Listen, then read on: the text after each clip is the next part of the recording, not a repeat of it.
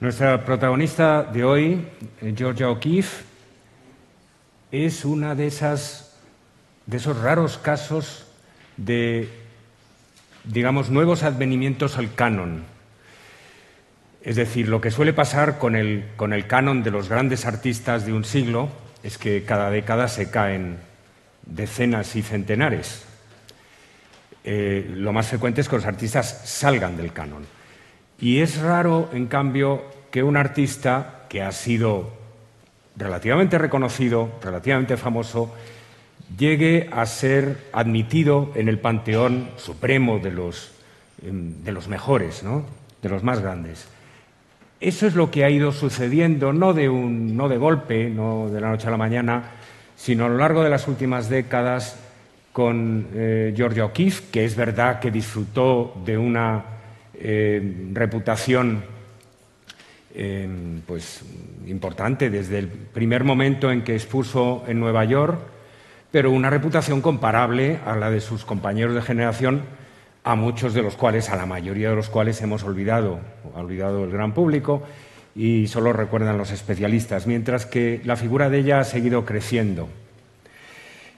Yo no creo que eso tenga que ver con el hecho de que sea mujer, como a veces se dice, que bueno, la enorme fama actual, contemporánea, de Georgia O'Keeffe o de Frida tiene que ver con el hecho de que hay un gran movimiento que ha vindicado las figuras femeninas en la historia del arte y en particular en la historia moderna del arte. Yo creo que no tiene que ver con una especie de promoción política en modo alguno, aunque esa promoción política no sea irrelevante por completo, pero no debe a eso Georgia O'Keeffe su gran reputación reciente, sino a su singularidad, al hecho de que sea tan difícil de clasificar, de encuadrar su obra. Verdaderamente es una de esos artistas, no sé cómo utilizar el género aquí, que no podemos colocar con seguridad en ninguna casilla. Ella se sentía incómoda con todas las etiquetas, frecuentemente la de expresionista, que se le puso sobre todo al principio, y quería sobre todo y ante todo ser ella misma, y sin duda alguna lo ha conseguido. De Georgia O'Keeffe Georgia O'Keeffe está representada muy bien en nuestras colecciones con cinco obras importantes de diferentes periodos, de diferentes momentos, lo cual es lo ideal siempre en estos casos. Abstracción, de 1921, pertenece a la colección del museo. Concha y viejo tablón es de 1926 y pertenece también a la colección del museo. Desde las llanuras 2 es más tardío, de 1954. Y Lirio Blanco número 7 es de 1957, también es una obra tardía. Y un poco la excepción en muchos sentidos es Calle Nueva York con Luna, que no pertenece, como a las otras cuatro, a la colección del Museo Nacional Thyssen-Bornemisza, sino a la colección de Carmen Thyssen, depositada en este museo. Y además es excepcional porque encaja menos en lo que la mayor parte del público identifica como lo característico, lo típico de la producción de Georgia O'Keeffe. Por ejemplo, las grandes flores, ¿no? O las abstracciones del comienzo, o ciertos paisajes coloristas, de grandes superficies de color, sobre todo del paisaje de las grandes llanuras del suroeste. Nueva York con Luna o Calle Nueva York con Luna es un cityscape, como dice en inglés, un paisaje urbano, y eso es excepcional en la obra de O'Keeffe. Sin embargo, la obra que dedicó al paisaje urbano, y más concretamente a Nueva York, las pocas decenas de pinturas con algún dibujo que produjo en la segunda mitad de los años 20 sobre este tema, forman un corpus muy coherente, muy bien integrado. Por eso he elegido hoy en lugar de hablar, como he hecho otros días, a propósito de Cole y de Church, de hablar un poco de toda la trayectoria del artista, aprovechando que tenemos obra de todos los periodos, he elegido centrarme exclusivamente en Calle de Nueva York con Luna. Y aprovechar también para hacer un ejercicio que no consiste en el típico resumen biográfico de desarrollo de la carrera del artista que he utilizado en ocasiones anteriores, sino un enfoque que es más de análisis muy concentrado sobre una sola obra, comparándola con 1000 cosas distintas, para ver todo lo que somos capaces de extraer de ella. Entonces, quiero hacer como un ejercicio especial de inmersión en esta obra, porque realmente contiene muchísimas claves en el desarrollo del artista, en el desarrollo del arte del siglo XX y en la propia lucha, puesto que hemos empezado hablando de ello, de las mujeres creadoras por su emancipación. Tengo que decir, para empezar, que Georgia O'Keeffe no quiso nunca caracterizarse formalmente como feminista. Participó en el combate por el voto femenino con su amiga Anita Politzer y, por supuesto, que siempre tuvo una actitud. Judy Chicago decía que no hacía falta que Georgia O'Keeffe hubiera hecho estas o aquellas declaraciones de adhesión al feminismo porque toda su trayectoria, todas sus actitudes, todo lo que había hecho, realmente todas sus acciones, eran la viva encarnación de las exigencias del movimiento feminista.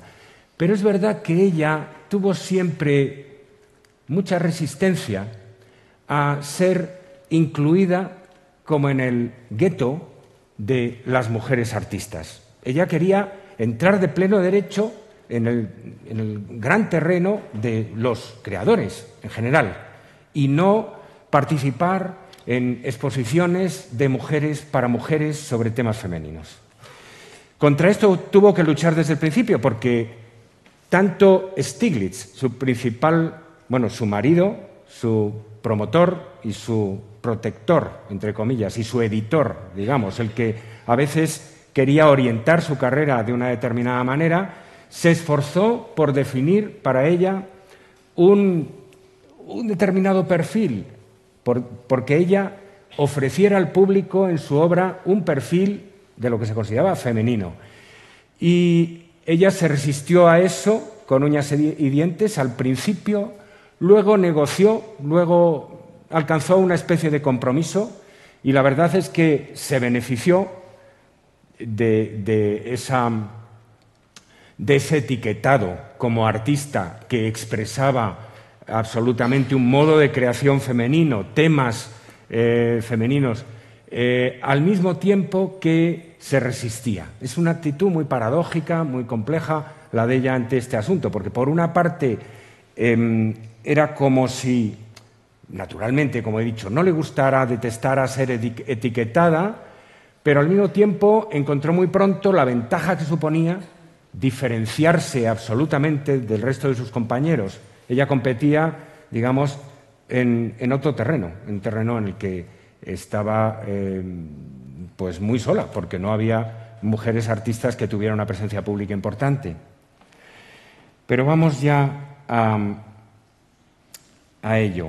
He dicho que Alfred Stieglitz, que es una de las figuras clave del lanzamiento del arte moderno en los Estados Unidos, fue el marido, promotor y protector y editor de la obra de Georgia O'Keeffe. Se conocieron indirectamente porque una amiga de Georgia O'Keeffe, Anita Politzer, sin pedirle permiso a O'Keeffe, llevó algunos de sus carboncillos a la galería de Stieglitz para enseñárselos y consiguió que efectivamente Stieglitz los examinara y los aprobara. Finally, a woman on paper.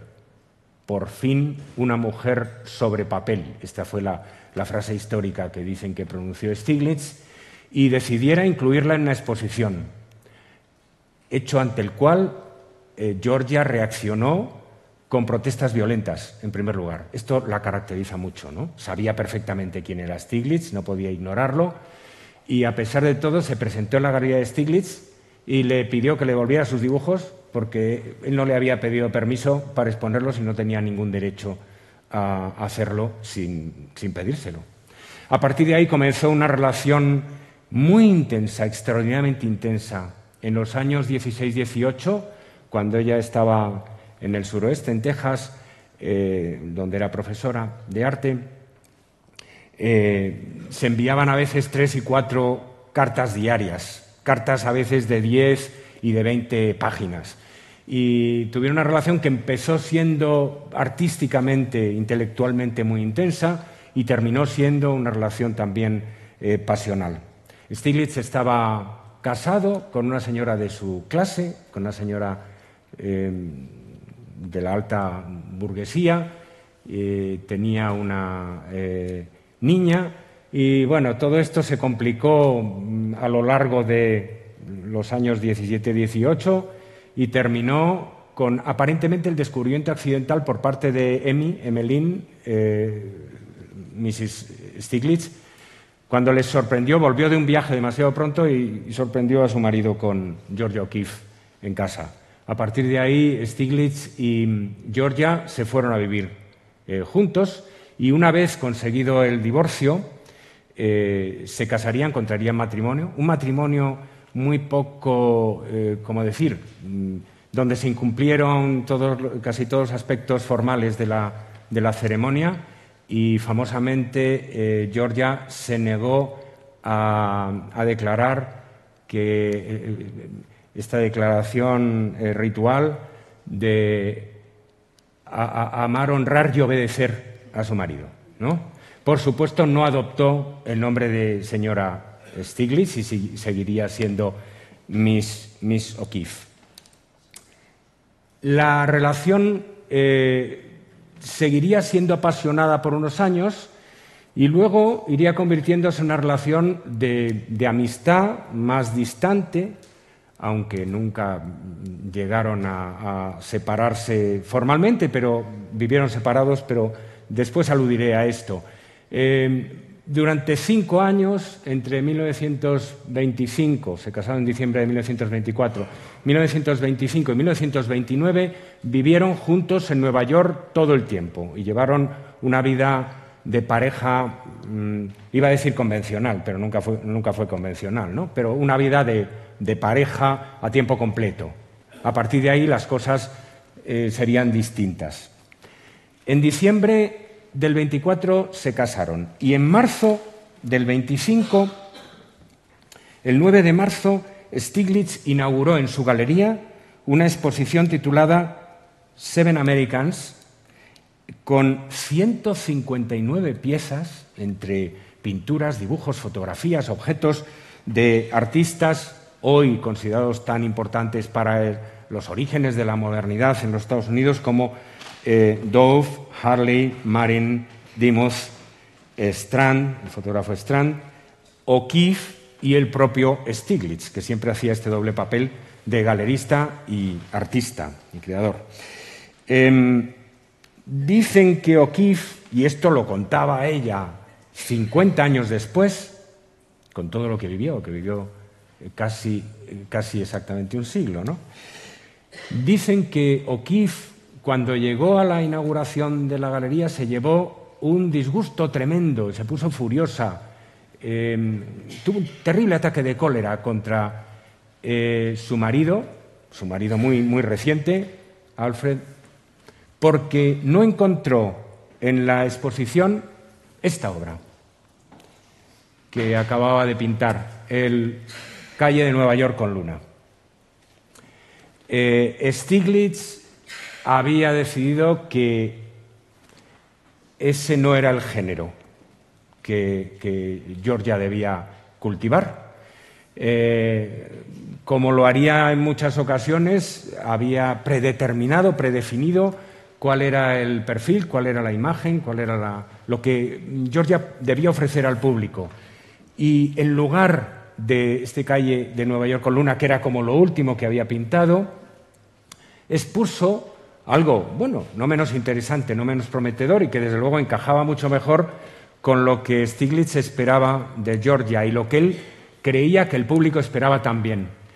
Este es el momento en el que realmente O'Keeffe empieza a pintar esas pinturas de flores monumentales por las que hemos llegado a identificar, la que hemos llegado a identificar tan absolutamente con su obra.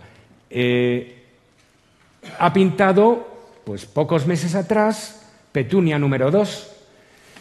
Se ha pasado el verano en Lake George con Stiglitz, en una casa que Stiglitz tenía en Lake George, pues en el estado de Nueva York, pero más Hudson arriba, y ha plantado un montón de, yo no sé cómo se llaman, parterres, en inglés es beds, bueno, arriates de petunias, petunias azules y moradas. Y ha creado su primera serie de flores a gran escala sobre ese trabajo. Es muy interesante cómo O'Keeffe es una artista jardinera como Monet. ¿Por qué es importante esto? Porque son artistas que prefabrican su materia, que no pintan lo que hay ahí afuera, sino que prediseñan lo que van a pintar. Entonces tiene un grado de control sobre su mundo extraordinario. Ella decide qué flores quiere plantar y luego, a partir de ahí, de esas flores crea su obra, ¿no? Bueno, pues este tipo de obra fue lo que se expuso en Seven Americans. Enfadada y todo, no le vino mal. Desde el punto de vista del marketing no le vino nada mal a Georgia. Toda la crítica se fijó en ella, la destacó sobre sus compañeros, destacó el carácter únicamente femenino, singularmente femenino de su creación, como lo harían constantemente durante todo el resto de su carrera, durante décadas. Unos en un plan más ñoño y más cursi, más tradicional, y otros en plan más freudiano, hablando de las referencias ginecológicas, diría, de la imaginería, de la iconografía de O'Keeffe, algo que a ella siempre la sacó de quicio. Siempre la desquició el que se viera en sus flores metáforas del sexo femenino. Y en general que se viera en su obra, en flores, frutas, etcétera, una proyección de imaginería sexual más o menos consciente. Esto era naturalmente muy difícil, es muy difícil resistir a esto, porque las flores realmente son órganos sexuales. Entonces, como decía, saben ustedes que Schopenhauer decía que la prueba de que el mundo de las plantas es el más inocente que hay, es que, a diferencia, por ejemplo, de los mamíferos superiores, no llevan el sexo entre las piernas, ahí abajo, oculto, sino en la corona, en lo alto de su ser, ¿no? Y exhiben el sexo coloreado y radiante a la vista de todo. Bueno, pues era difícil pretender que no eran sexos cuando las flores realmente son sexos. Pero no se libró jamás Georgia O'Keeffe de esta especie de obsesión de los críticos por interpretar a veces su imaginería como una explosión de energía sexual liberada, otras veces había quien leía su obra como expresión, por contrario, de una sexualidad reprimida y atormentada y problemática, pero en todo caso siempre con ese horizonte. Bueno, vamos a hablar de por qué Calle de Nueva York con Luna se había pintado y qué representaba, y vamos a ir entrando en el análisis. Calle de Nueva York con Luna es la imagen de un edificio que ya no existe, el Hotel Chatham. Y fíjense, no existe el edificio, pero no existe ni siquiera la avenida donde estaba, porque la Vanderbilt se acaba 2 manzanas antes de donde se acababa entonces. Esta zona de Grand Central cambió muchísimo a mediados del siglo. El Hotel Chatham estaba en la esquina de la Vanderbilt Avenue con la calle 48. Y Bueno, lo primero que nos llama la atención, la primera diferencia que nos llama la atención, que es evidente, entre la postal típica y tópica del Hotel Chatham y la representación de Georgia O'Keeffe, es que el Hotel Chatham es más bien achaparrado, es un edificio más ancho que alto. No es en ningún sentido imaginable un rascacielos, es una construcción de como 12 plantas, ¿no? Entonces, Georgia O'Keeffe ha escogido, por alguna razón que se nos oculta, este edificio más bien así achaparrado y bulky, como dicen en inglés, un poco tocho, lo ha escogido para representar como el ideal del rascacielos neoyorquino. Para ello ha tenido que hacer un esfuerzo de idealización, de estilización brutal, ¿no? Lo ha hecho parecer, en una vista de contrapicado, muy esbelto, muy alto, tiene ángulos muy agudos, nos ha ocultado la mitad de su volumen, lo ha hecho mucho más delgado, ¿no? Lo ha hecho más delgado y menos largo.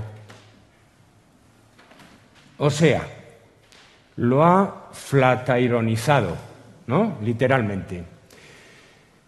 La representación de Stiglitz del famoso rascacielos Flatiron, poco después de su inauguración, en 1903, es uno de esos hitos absolutos en la historia de la fotografía moderna, y probablemente una de las fotografías más icónicas del siglo XX. En el invierno de 1903 hubo una gran tempestad de nieve en Nueva York, que la cubrió la tuvo cubierta de nieve pues muchos días.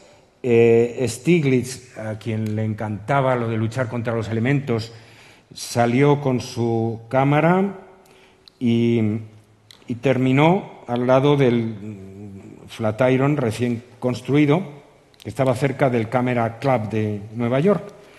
De pronto, recordaba más tarde Stiglitz, de pronto vi el edificio Flatiron como nunca lo había visto antes. Desde donde yo estaba, me pareció como si se moviera hacia mí, como si avanzara hacia mí, como la proa de un monstruoso paquebote, una imagen de la nueva América que estaba en marcha. O sea, de un edificio que es la cosa más quieta del mundo, hace un icono dinámico de avance, de progreso, lo convierte en una flecha, la perspectiva desde la cual lo ha tomado lo convierte en una flecha ascendente, ¿no? Esa es la perspectiva que sin duda ha determinado, es una idea mía, pero yo creo que sin duda ha determinado la visión de calle Nueva York con Luna. En la obra de O'Keeffe están también presentes los equivalents de Stiglitz. Desde comienzos de los años 20 hasta mediados de los 30, Stiglitz creó una larguísima serie de fotos de nubes, de estudios de nubes. Estos son dos que están en el Metropolitan, pero hay decenas y decenas de ellos, y entre ellos asoma, como ven, la luna de una manera que puede asociarse a esta luna del cuadro de O'Keeffe. Hay que tener en cuenta que en la exposición del 25, donde Calle Nueva York con Luna no pudo participar, sí que participaron algunos de estos equivalentes, o sea, estaban como recién salidos del horno, estaban algunos de ellos en ese momento muy presentes para Georgia O'Keeffe también. La imagen del rascacielos con Luna y con la lámpara de hierro callejera es una imagen popular, es una imagen del romanticismo popular que aparece multiplicada por todas partes, en los carteles y en las postales de la época, o que aparecía ya desde la primera década del siglo, desde que la electrificación lleva la luz artificial a los grandes edificios públicos en Nueva York, ¿no? Desde 1912, 1913 son los años de los que datan estas postales y son los años en que se inauguran estas fantásticas iluminaciones. Fíjense el Electric Building de Buffalo, cómo tiene una disposición que es literalmente la de Georgia O'Keeffe, la luna a un lado y la luz artificial, como estableciendo una rivalidad entre la luna en el cielo y la luz que el hombre es capaz de crear en la Tierra, ¿no? El hombre es capaz de emular a los astros. Y el Flatiron que vuelve, pero con esta apariencia tan fantástica. Son, por supuesto, postales absolutamente manipuladas, ¿no? Son postales no solo coloreadas, sino retocadas, con detalles inventados. Esa luna y todo eso está añadido, por supuesto, ¿no?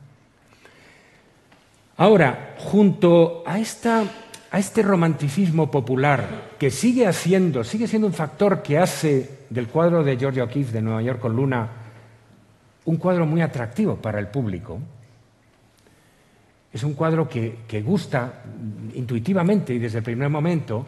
Junto a eso, también debemos ver Calle Nueva York con Luna como el intento de Georgia O'Keeffe por medirse con la tendencia artística de vanguardia más rigurosa que en ese momento está sobre la mesa.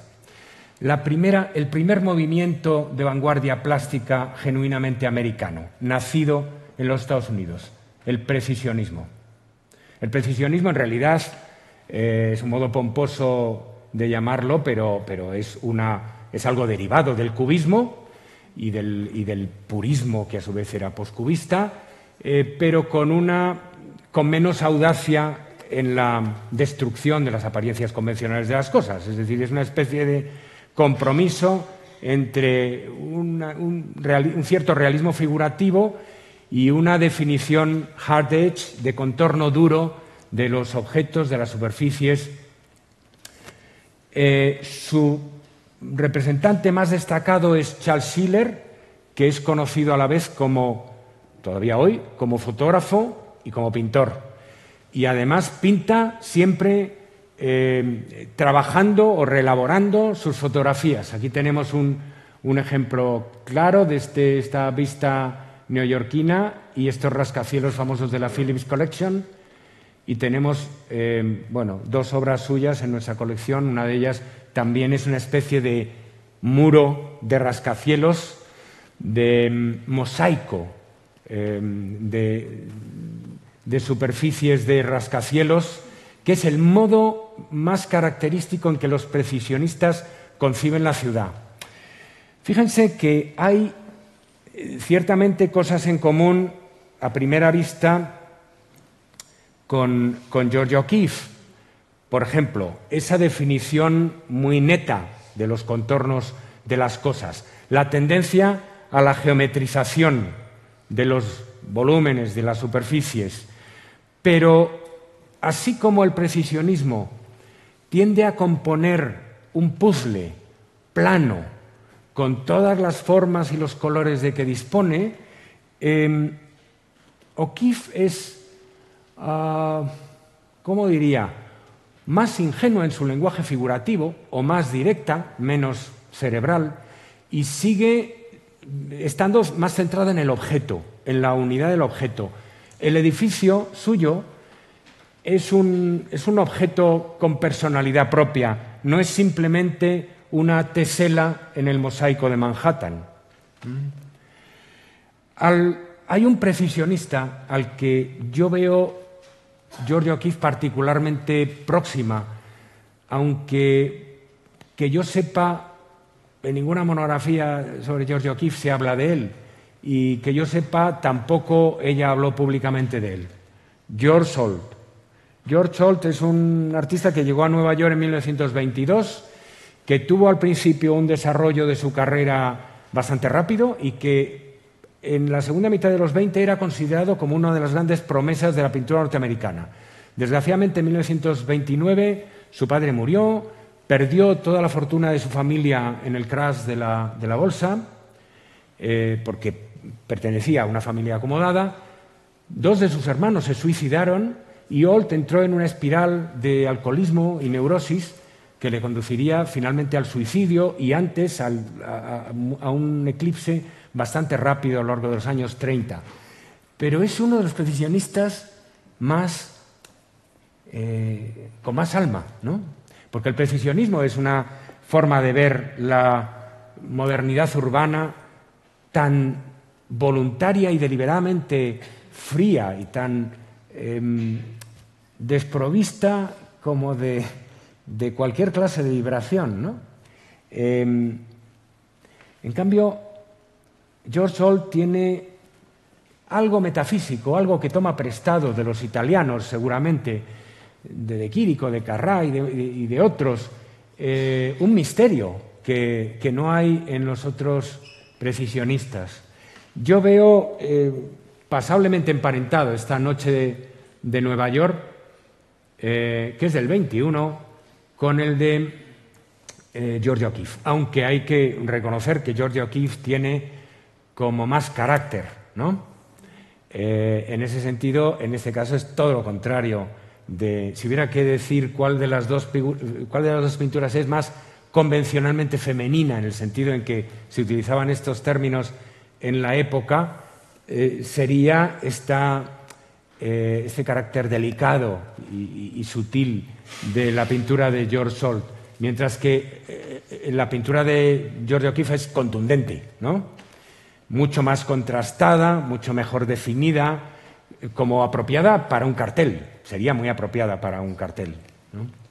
George Olt siguió pintando paisajes nocturnos cada vez más deprimentes, verdaderamente son paisajes como de las afueras, paisajes de áreas industriales, que nos da la sensación de que reflejan muy bien ese hundirse en la depresión y en la melancolía de su carrera tardía, ¿no?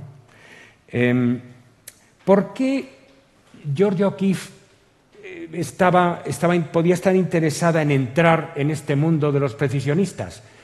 Bueno, me parece muy evidente que quizá precisamente porque Stieglitz, que estaba tan cerca de ella, se empeñaba a toda costa en relegarla al gueto de lo femenino, ella quería escoger o probar, por lo menos, intentar un lenguaje absolutamente reconocido como masculino, absolutamente. El lenguaje precisionista era el más riguroso, el más rígido, el más duro disponible. Y sus temas, los rascacielos, la vida moderna, los monolitos de los rascacielos, el cristal, el metal, el hormigón, era lo más alejado de ese terreno presuntamente femenino al que desde el principio no solo Stieglitz, sino también la crítica la habían querido confinar. La verdad es que Stieglitz abiertamente sabemos que la desalentó y le dijo: mira, los rascacielos son extraordinariamente difíciles de pintar. Ni siquiera los pintores varones lo han conseguido. Y yo creo que eso bastó, ¿no? para provocar el empeño por unos años de salirse de esta demarcación. Y yo creo que la serie de Nueva York tiene un carácter desde el principio un poco provisional. Ella terminará dejando Nueva York, terminará dejando de vivir permanentemente en Nueva York, pero además desde el principio tuvo como el sentido de demostrarse a sí misma y demostrar a los otros algo. Sus rascacielos empezaron a venderse. En el momento en que calle Nueva York con Luna se vendió por muy bien, por un muy buen precio, se acabaron las objeciones de Stieglitz y ya la dejó seguir pintando. He dicho que frente a los precisionistas, George O'Keeffe conserva como la unidad del objeto, algo de la corporeidad del objeto, pero esto hay que matizarlo. En realidad, el tema de la pintura es un espacio negativo, no es el monolito del rascacielos, sino el espacio del cielo enmarcado por los rascacielos. Esta figura, este polígono irregular tan extraño, azul, que tiene una unidad, que tiene un contorno cerrado, ella lo conserva, lo declara así abiertamente. Dice: vi una forma del cielo cerca del Hotel Chatham donde se levantaban los edificios y convergían. Eran los propios edificios los que hacían esta bella forma. Así que la aboceté y luego la pinté. Ahora entendemos quizá por qué el Chatham, que era tan poco interesante en realidad como rascacielos, se había convertido en el origen del cuadro, porque no era el Chatham mismo, sino este contorno espacial, este espacio negativo alrededor, lo que había desencadenado la idea del cuadro. Bueno, en la visión fotográfica y pictórica de Nueva York desde la época de O'Keeffe para acá, el cielo enmarcado, el cielo recortado por los edificios ha llegado a convertirse en un tópico ubicuo, en un tópico que encontramos por todas partes. El caso más bello que conozco es el de las fotografías, no solo esta, hay varias, de Bernice Abbott, la gran fotógrafa de Nueva York en los años 30. Naturalmente que esto viene más de una década después de George O'Keeffe. Y no descarto que haya sido precisamente la visión de George O'Keeffe, por ejemplo, en Calle Nueva York con Luna, la que haya condicionado profundamente a Bernice Abbott, ¿no? Ahí tenemos también un área perfectamente definida y contrastada por los edificios vecinos. Como los edificios parece que se colapsan unos contra otros y como el espacio se angosta y se queda convertido en algo tan estrecho, hay algo de claustrofóbico y de agobiante y de angustioso incluso en esta perspectiva, ¿no? Se acuerda uno de los versos de Lorca, por ejemplo, de Poeta en Nueva York, ¿no? La aurora de Nueva York tiene 4 columnas de cieno, toda esa visión apocalíptica, ¿no? de la ciudad, de una ciudad sumida todavía en la depresión, de una ciudad de mendigos, de alcantarillas, de conspiraciones oscuras. En ese contorno está expresado mucha de ese agobio de la ciudad. Hay que decir, eso sí, que la mayoría de estas visiones de un cielo recortado, enmarcado, se producen en el Bajo Broadway, no en el Midtown donde trabajaba George O'Keeffe, porque en la zona de Wall Street es donde las calles son muy estrechas y en proporción los edificios son tan monstruosamente colosales. Vamos a ver luego algún ejemplo más. El mérito de George O'Keeffe consiste en haberse inventado esto en una zona, como es el Midtown, donde en aquel momento no había esta especie de agobio del espacio. O sea, esto es una cosa que ella realmente ha proyectado ahí. Las formas del espacio negativo son como formas de haces, como el haz de un faro, como el haz de un foco, de un proyector.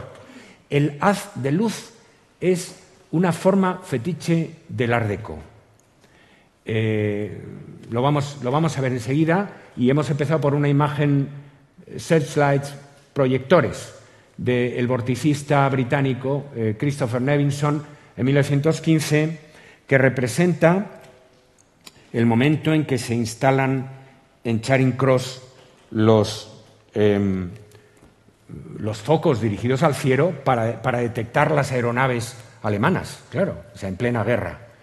Los proyectores comienzan siendo una maravilla técnica asociada a la guerra, una maravilla técnica bélica, y se van a convertir en los años 20 en un dispositivo escenográfico inevitable para el cine, para las grandes galas, para los desfiles triunfales y, finalmente, para los desfiles políticos totalitarios, que usarán y abusarán de los focos dirigidos al cielo, ¿no? O sea, desde el cartel de la 20th Century Fox, que si lo recuerdan es el gran letrero de la Fox, todo rodeado de una corona de focos que se mueven, que van y vienen y que la celebran, que jalean, hasta las fiestas religioso-políticas abominables de Goebbels y sus compinches. El procedimiento de tomar una forma negativa, un espacio negativo, y convertirlo en algo positivo o prestarle atención en sí mismo, es un truco que todos los que han pasado por una lección de dibujo conocen, ¿no? Cuando aprendemos dibujo, lo primero que nos explica, por lo menos a mí me lo explicaban en mi época, un profesor de dibujo es, en lugar de fijarte en las formas de los cuerpos, en el contorno de los cuerpos, que nos los sabemos de memoria y por consiguiente terminamos no viendo, fíjate en el intervalo entre los cuerpos, en el espacio que queda entre dos cuerpos o entre un brazo y un torso, porque ahí descubrirás el verdadero secreto de la composición figurativa, del dibujo, etc. En la composición plástica moderna, George O'Keeffe es una de esos artistas que han jugado incesantemente a esto, a leer las composiciones empezando por el espacio negativo, o sea, a invertir la relación entre figura y fondo y a convertir el fondo en figura. Hay una serie de obras suyas donde prototípicamente se hace esto, que es la serie entre el 43 y el 47, trabaja con un hueso de pelvis de vaca y lo coloca en medio del desierto y mira el paisaje a través de ese hueso. Es decir, no utiliza el hueso como un objeto para pintarlo, como en la naturaleza muerta. Lo utiliza como unas gafas a través de las cuales ver el paisaje y el mundo. Le interesan, como ella dice, sobre todo los agujeros del hueso de la vaca. Y aquí hay una serie en la que vemos cómo uno de esos agujeros termina convirtiéndose, aumentando de escala, estos son cuadros sucesivos, y convirtiéndose como en una ventana por la que nos asomamos al cielo, la luna que al principio estaba ahí fuera, ahora está dentro, y eso casi se convierte el resultado en un ojo. Pero lo que me importa más es subrayar cómo lo que inicialmente es claramente un hueco termina pareciendo algo así como un cuerpo sólido, un cuerpo con volumen, una especie de huevo azul. Hay un artista contemporáneo, vivo, que ha sacado partido con un efecto verdaderamente prodigioso de este tipo de recurso, pero no aplicándolo a la pintura ya, sino aplicándolo al uso de la luz, que es James Turrell. James Turrell siempre utiliza la luz de colores y en muchas de sus creaciones utiliza el enmarcado del cielo para producir efectos luminosos pues maravillosos y a veces casi místicos. Por ejemplo, en Roden Crater, que es el cráter de un volcán extinto en Arizona, no es casual también que James Turrell haya ido a Arizona como George O'Keeffe fue a Nuevo México, porque los místicos siempre acaban en el desierto. El desierto es el lugar de todas las revelaciones místicas. Y en el Rodenkräter ha creado una fabulosa instalación, diríamos, que en realidad es como podría ser un templo prehispánico o algo así, de observación del cielo, un templo mesopotámico de observación del cielo, donde el cielo aparece, como decía, enmarcado, contorneado por un agujero, entra la luz y se proyecta en el interior, y a medida que, primero, se controla la iluminación interna y a medida que la luz fuera va cambiando, en la contemplación de ese círculo celeste vamos experimentando las cosas más asombrosas. Uno de los efectos inmediatos que suelen acaecer con esto el efecto de enmarcar un pedazo de cielo en estos interiores iluminados cuidadosamente, con una iluminación cuidadosamente controlada de James Turrell, es que el exterior se solidifica y no lo vemos ya como una ventana, como un agujero, sino como una presencia física. La luz cobra cuerpo ante nosotros, ¿no? Y es algo muy parecido a lo que O'Keeffe aparentemente se proponía. En realidad, los pintores han estado jugando a estas cosas toda la vida. Esto daría no para una, sino para una docena de conferencias, pero se me ocurrió que podía ser gracioso traer este Friedrich tan icónico, Los acantilados de Tiza en Rügen, un cuadro que pintó para celebrar su matrimonio, el mismo año de su matrimonio, durante su luna de miel, y que es un cuadro muy simbólico en esta contemplación de la lejanía, del mar, del horizonte y del abismo, ¿no? En este estar asomados del abismo, un cuadro muy simbólico sobre, como decir, la trascendencia de la vida y la muerte que acecha ahí, ¿no? Bueno, pues si le damos la vuelta a la imagen de los acantilados de Tiza de Rügen, que son tan extraños, lo que nos aparece es una silueta que yo diría que está exactamente a medio camino entre la silueta de una montaña y la silueta de una catedral. Y probablemente porque Friedrich lo haya querido así, porque tiene la sublimidad de la naturaleza en las montañas y el carácter trascendente, religioso, místico de la silueta de una catedral, como las iglesias y las catedrales que representó muchas veces Friedrich, ¿no? De las ruinas, por ejemplo, de iglesias.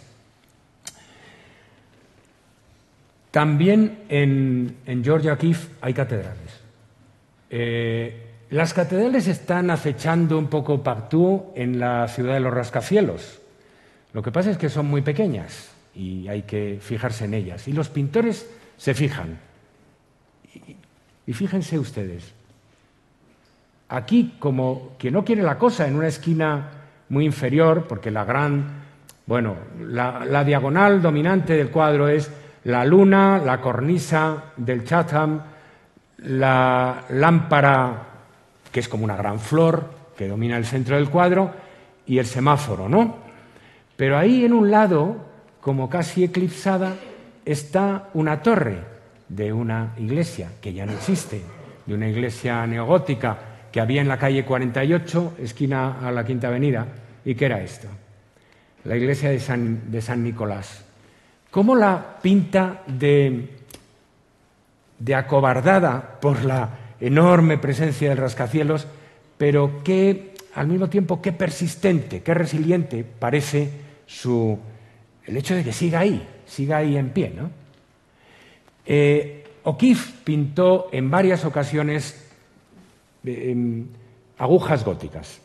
Por ejemplo, desde el Hotel Shelton, donde vivía con su marido, vivían de una manera ideal, era una vida de menage tremenda, porque vivían allí, ninguno de los dos tenía que hacer ningún trabajo doméstico, ni cocinar, por supuesto, comían todos los días en el restaurante del hotel si querían, y tenían a su alrededor, a sus pies, todo Nueva York.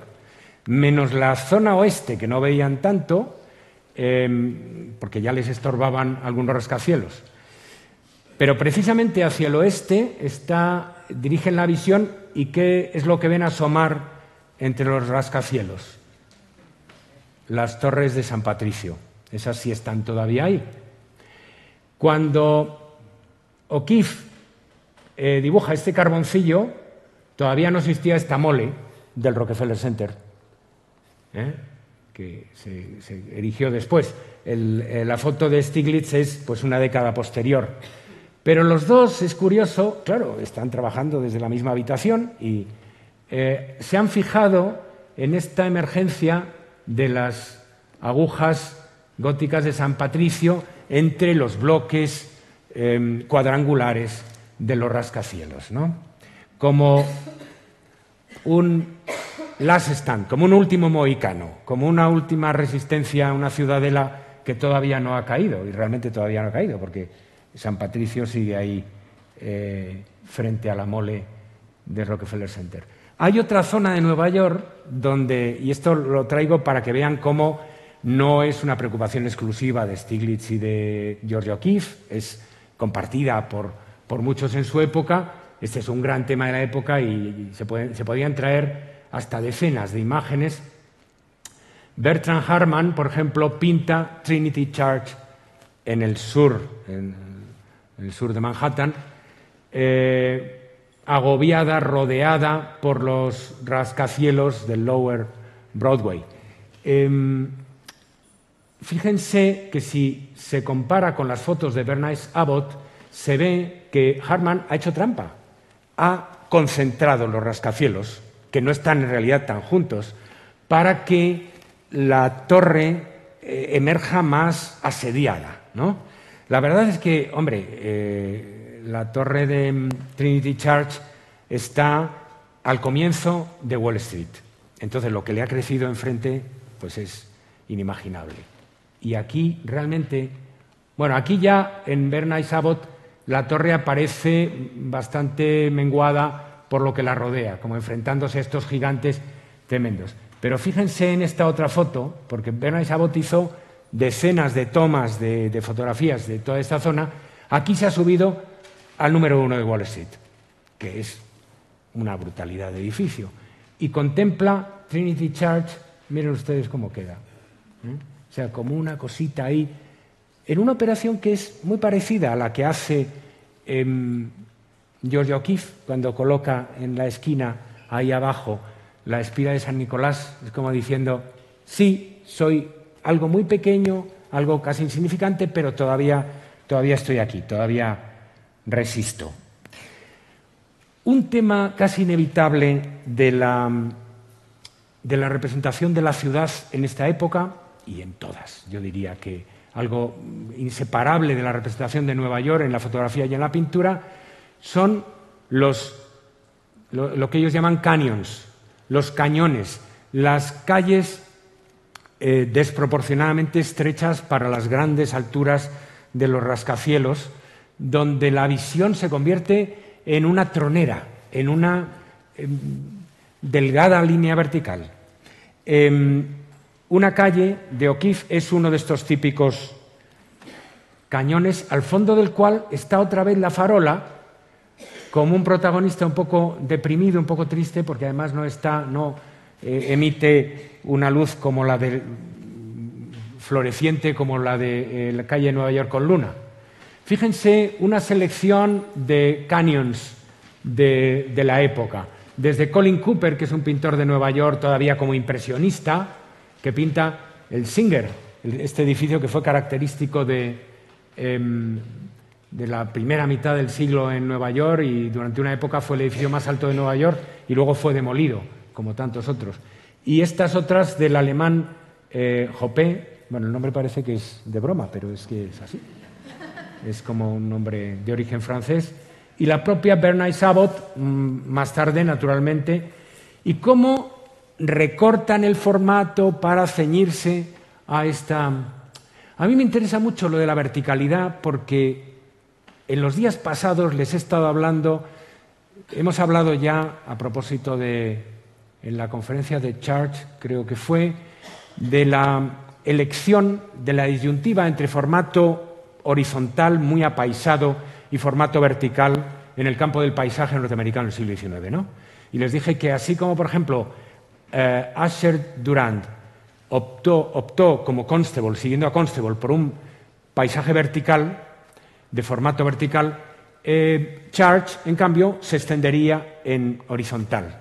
En el siglo XIX, la tendencia al paisaje horizontal es una tendencia asociada al, ¿cómo decir?, al dominio de la naturaleza, al imperio sobre la naturaleza, al progreso de la ciencia y de la técnica, a una visión pues de hegemonía del hombre sobre la naturaleza, mientras que la visión en vertical del paisaje suele estar asociada a una percepción más íntima y más, casi diría, de naturaleza mística de las propiedades de la naturaleza.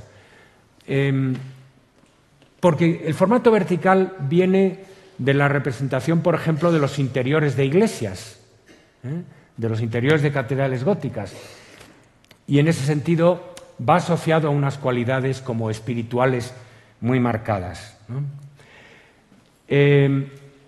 Una calle de O'Keeffe tiene para mí concomitancias evidentes con la pintura de Lionel Feininger, que es un artista expresionista, postcubista, que está muy bien representado en esas colecciones también, como ustedes saben, que hizo este diseño de la catedral para el programa de la Bauhaus de Weimar y que luego pintó incontables veces exteriores e interiores de iglesias, así con estos planos escalonados y superpuestos que recuerdan el contorno quebrado también de una calle de O'Keeffe, con una cierta vibración óptica un poco misteriosa. Para mí, la prueba, una de las piedras de toque de este juego, de que este juego de invertir el fondo y la figura no es forzado y tiene sentido, tiene algo dentro, es lo que descubrí relacionando una calle con obras posteriores del final de la década, del momento en el que George O'Keeffe abandona Nueva York y se va a Nuevo México. En el momento en que George O'Keeffe se va a Nuevo México, pues se va invitada por una señora, una mecenas un poco excéntrica que se llama Mabel Dodge, que se ha abandonado a su marido y se ha aliado con un indio que se llama Antonio Luján, un indio pueblo, de los pueblos de Taos. Ha obligado al indio a divorciarse de su mujer y le ha cambiado el nombre, lo ha llamado Tony Lujan. Y Tony Lujan es el gran maestro de ceremonias de la pequeña comunidad de Taos donde George O'Keeffe se va a instalar. Y lleva Antonio Luján, o Tony Luján, a George O'Keeffe durante una larga temporada, junto con Rebecca Strand, la mujer del fotógrafo Paul Strand, que acompaña en ese viaje al suroeste a George O'Keeffe y que al parecer está liada con ella, va a ser Tony Lujan el que las lleve a descubrir todos los monumentos naturales de la región, ¿no? Los lagos, los cañones, los abismos, las montañas, todo. Y uno de los lugares que les lleva a ver es un lago que es sagrado en la tradición india, el Bear Lake, el lago del oso. Y allí le impresionan muchísimo los árboles muertos cerca del lago. Y los pinta O'Keeffe en estas dos versiones, conozco. Esta primero, que está pintada muy cerca de la visita, en agosto del 29, y esta otra un poco posterior. Y ahora fíjense en esto. Realmente O'Keeffe piensa visualmente así, compone así, y los árboles muertos son el reverso de su visión del cañón neoyorquino. Los dos hablan probablemente de la muerte, probablemente de alguna clase de abismo. No quiero ponerme demasiado filosófico para interpretar estas cosas que se entienden a veces sin explicarlas. pero uno desde el lado de la ciudad, desde el lado de la tecnología, del lado de lo artificial, y el otro desde el lado de la naturaleza. En el fondo de la aproximación de George O'Keeffe a la ciudad, siempre se ha dicho que había un ensayo de naturalizar la ciudad. Yo no creo que literalmente ella haya querido reducir la ciudad a lo que la ciudad no es, pero sí ha querido verla en función de la naturaleza, como un reverso de la naturaleza. Desde luego, las aristas de los rascacielos no se parecen nada a las flores, a las conchas, a todos esos objetos naturales fantásticos que Georgia va a crear en esta misma época. Pero hay una unidad profunda que hace de la ciudad el anverso, el reverso de la naturaleza, ¿no? Otro de los cañones, este más frío, más definitivamente geométrico, tecnológico, es el de Noche en la ciudad de la misma época, donde O'Keeffe no utiliza ya la convergencia abajo, la convergencia perspectiva en un punto remoto, sino la convergencia de la perspectiva cuando miramos hacia arriba, ¿no? Cuando miramos a la cima de los rascacielos, como pasa en Nueva York con Luna, nos aparecen acercándose. Y de nuevo, como en Nueva York con Luna, hay al fondo una pequeña luz, que es como si nos orientara, en contraste con las luces del cielo. Hay una cosa muy curiosa. Noche en la ciudad, esta es la versión original, la del 23, la que se pintó en Nueva York, en el Shelton. Ahí hay una cosa que parece una estrella. Cuando en los 70 George O'Keeffe se encontraba, debido a la degeneración macular, incapaz ya de seguir pintando sin ayuda, hizo algunas copias o reinterpretaciones de cuadros suyos antiguos, con ayuda de sus asistentes, ¿no? Y supongo que les dictó a sus asistentes que hicieran esta versión de Noche en la ciudad, donde se ha cambiado un poco la cima y se lo ha convertido en algo parecido a una copa, a un cáliz, y se han pintado más estrellas, con lo cual se le da como una dimensión más trascendente a esta visión que era como excesivamente pesimista, ¿no? Cerrada. Bueno, el cañón, por supuesto, que se utiliza para definir los edificios de Nueva York, es un término que procede de los cañones naturales, de esos desfiladeros entre las grandes masas geológicas. Desde que se instaló en Nuevo México hasta que dejó de pintar, George O'Keeffe estuvo pintando estos espectaculares escenarios geológicos del paisaje de Nuevo México. Desde Blue Sky, cielo azul, que tiene este perfil grotesco, ¿no? En uno de sus lados, hasta Plaza Blanca al Sol, que era una formación geológica colosal que estaba junto de la casa de Georgia, una de las residencias de Georgia allí. En el año 61, Georgia hizo una excursión con dos fotógrafos,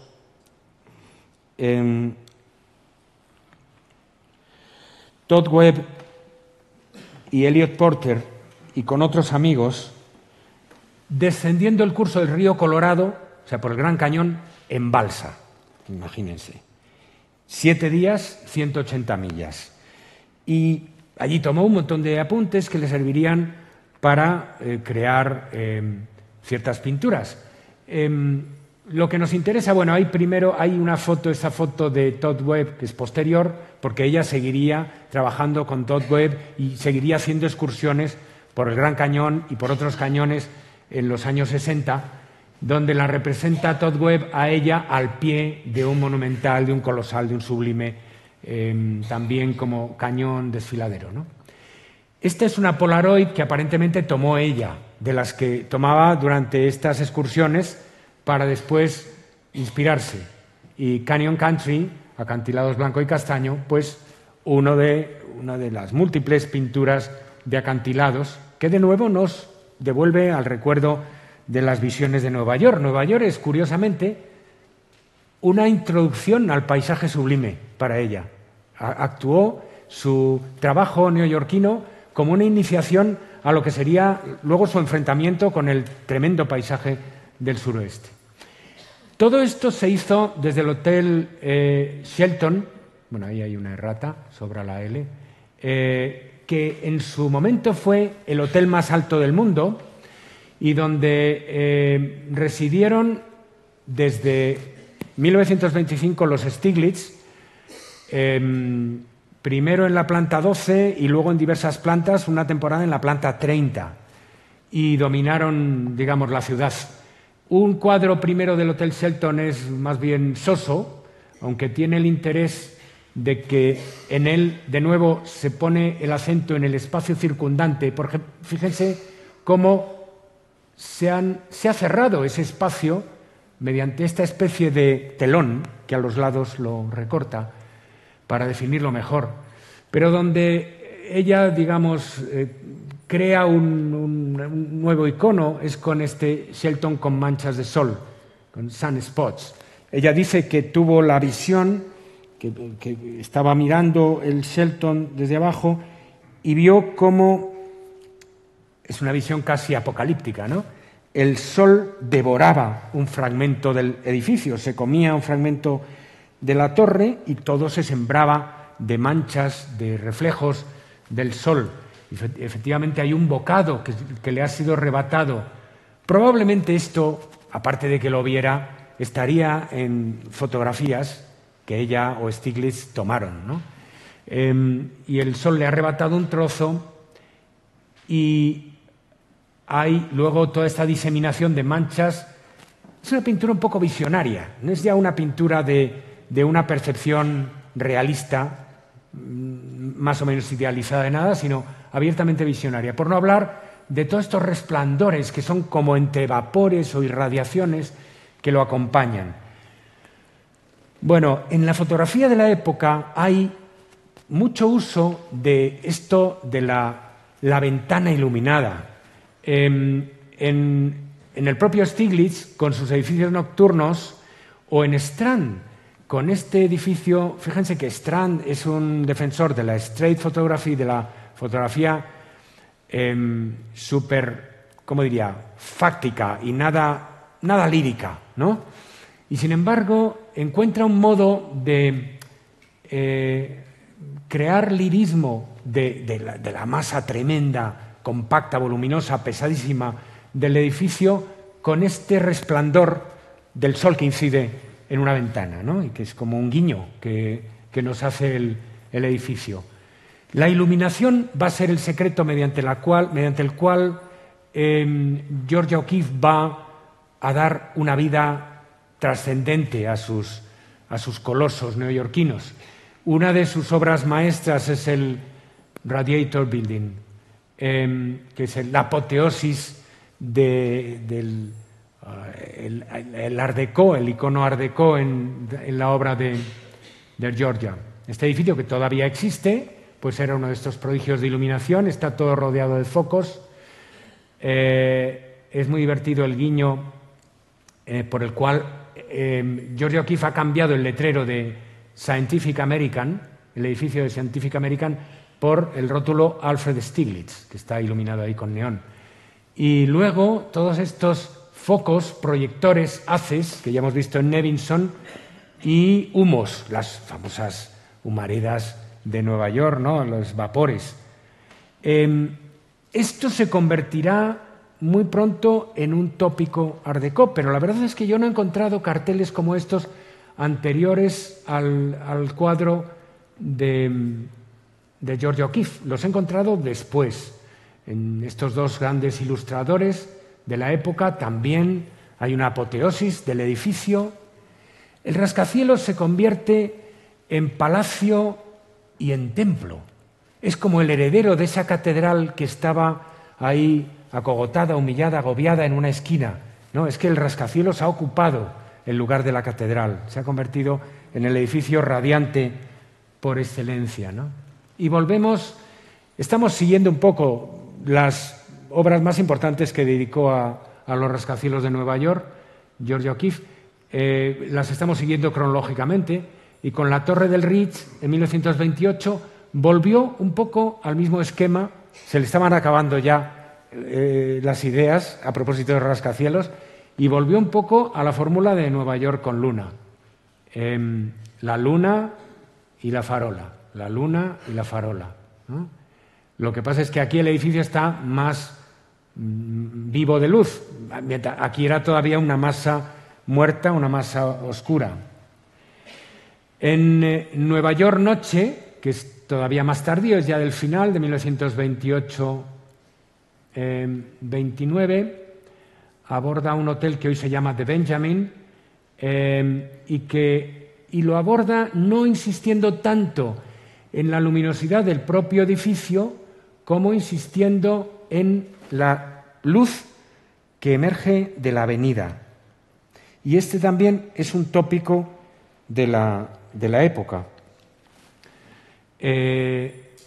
Coburn, que era un fotógrafo de la fotosecesión de Stiglitz del comienzo del siglo, lo había utilizado. Está borroso porque los pictorialistas trabajaban así, como saben ustedes.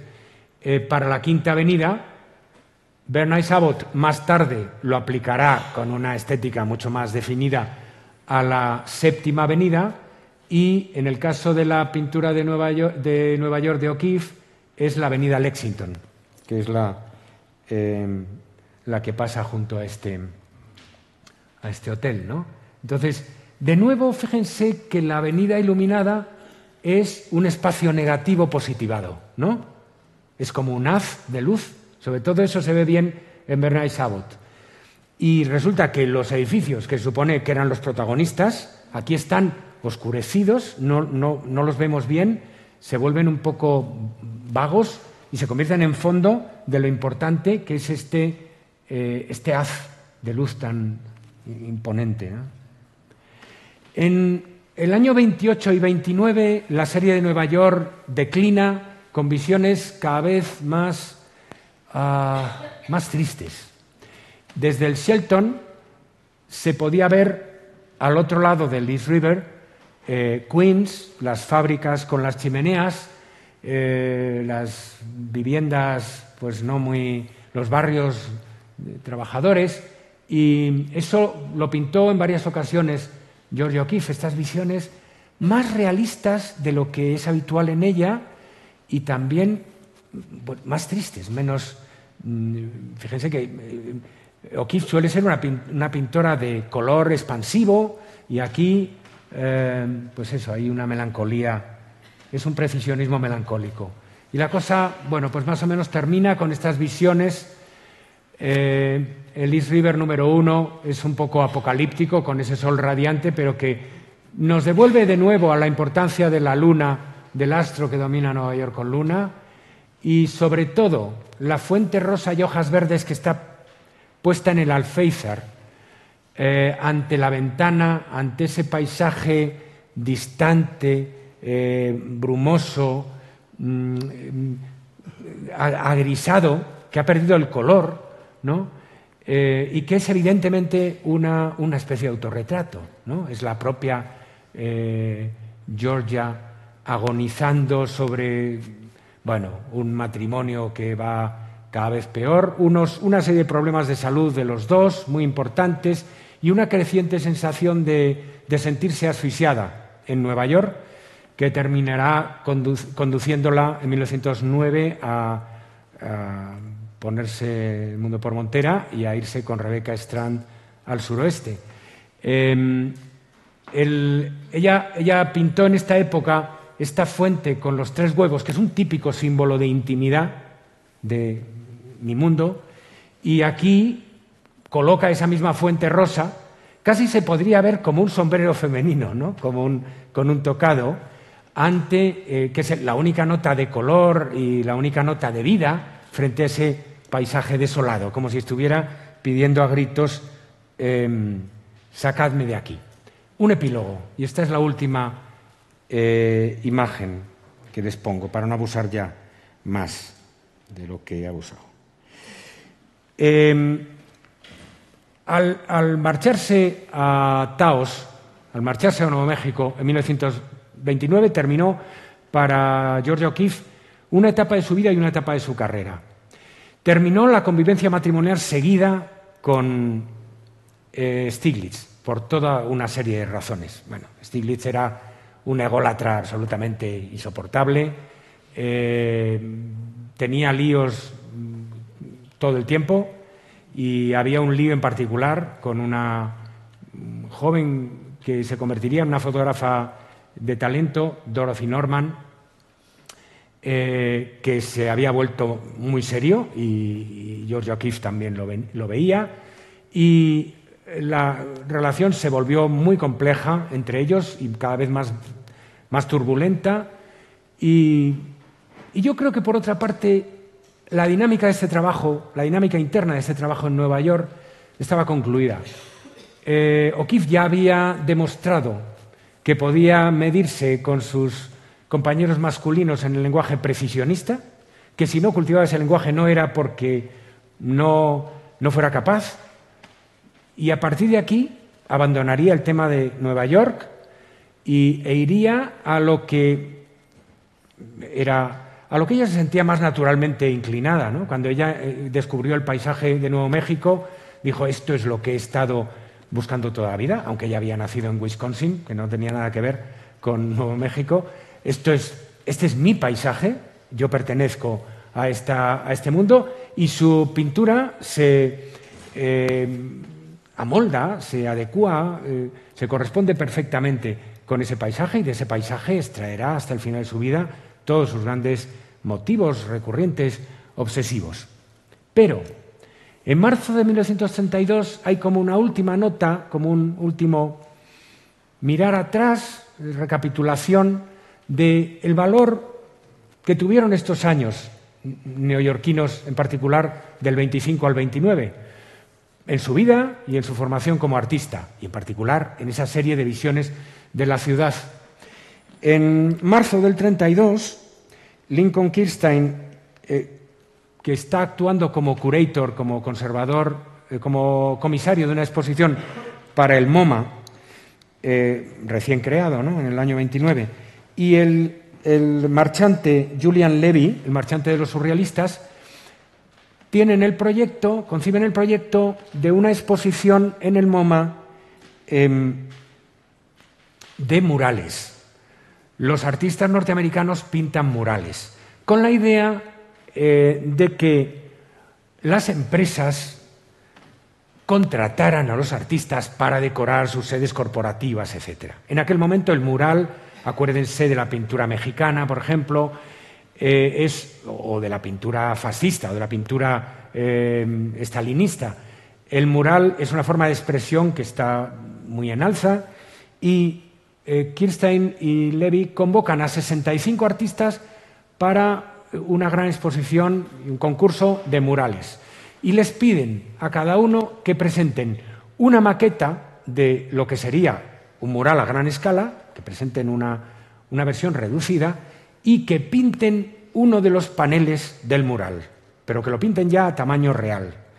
Y bueno, casi todos los artistas responden de la misma manera, creando trípticos, porque es como la manera más fácil de organizar un gran espacio mural. Y Georgia O'Keeffe también, como los demás, utiliza un esquema de tríptico para el tema de su composición, que es Manhattan. Y crea un tríptico que yo diría que es menos original que sus pinturas de rascacielos. La imagen es muy mala porque procede de un periódico de la época y no hay, la maqueta se destruyó y no tenemos más imágenes. Pero las salas laterales recuerdan muchísimo a ciertas fotografías que Stieglitz había tomado desde el Shelton de los rascacielos vecinos, algunos de silueta muy reconocible. Lo que sí se conserva, emergió bastante tarde, pero sí se conserva, es este panel central donde O'Keeffe le hace el último guiño al precisionismo con una composición ultracubista, ¿no?